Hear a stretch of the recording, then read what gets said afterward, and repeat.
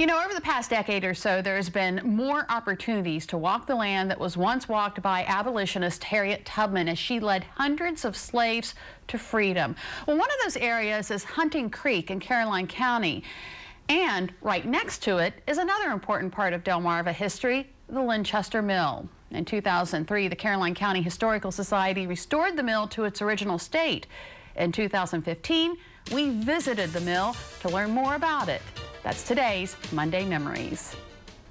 The Linchester Mill may be America's oldest continuously operated business enterprise. Nearly 50 years ago, CBS's Charles Kuralt introduced the world to a Delmarva treasure.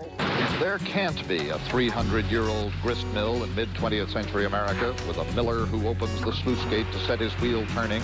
At the time, it was one of the last working water-powered mills in America, run by America's oldest miller. What's going to happen to this mill when you're not able to run it anymore? She'll be tore down.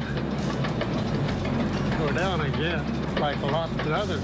Jock Walsh, president of the Caroline County Historical Society, says Mr. Langrel did retire. In 1974, the miller hangs up his hat, which is still on a nail in there, puts his tobacco on the ledge, walks by his 1947 GMC truck, which we have, and goes up to the house and never comes back.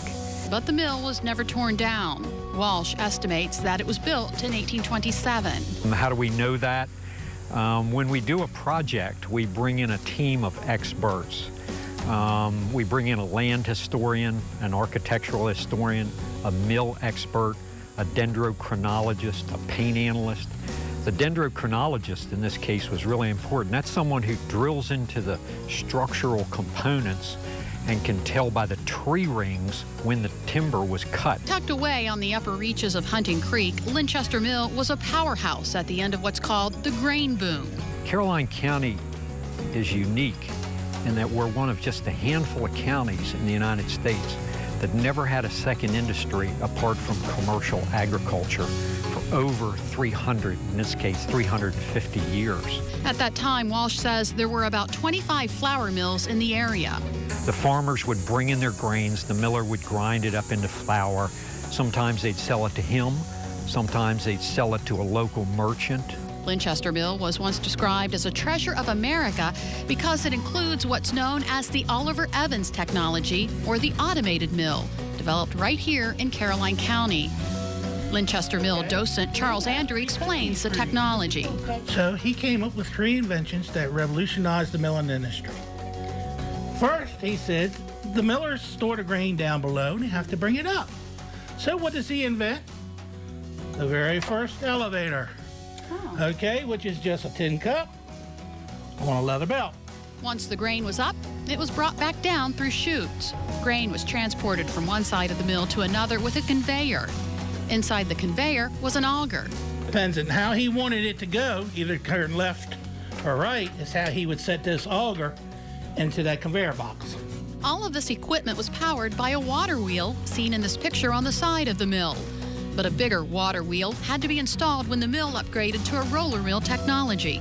And unlike the previous Oliver Evans operation that still relied on 2 great big stones grinding the grain up, these are steel machines that press down. They don't cut the grain open, they press down and they pop it open, which is much more efficient and allows for much greater production. What we're looking at here is the Fritz water wheel. Mr. Langrel, when he had the steel cut roller mills inside, he found that he needed some more water power. So he put this wheel in 1917. 5 years after Mr. Langrel decided to hang up his hat, the mill pond dam broke and Linchester Mill could no longer operate and was abandoned. It was basically abandoned and neglected, and it was in absolutely terrible condition.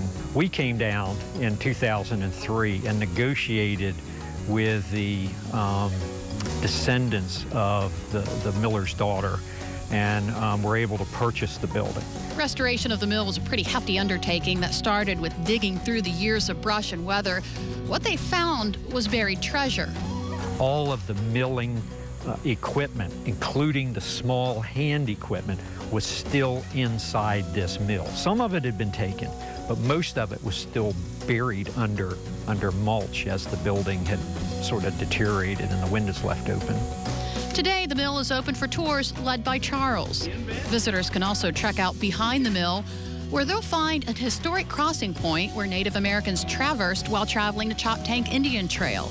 Then, in the 1850s, it's enslaved people who are escaping north, crossing here in order to go west about 1.5 miles or 2 miles to get to the Underground Railroad station that's being operated by Harriet Tubman and her parents, Ben and Rick Ross. There's even old train tracks once used to transport travelers to Ocean City on the first Trans-Peninsula Railroad.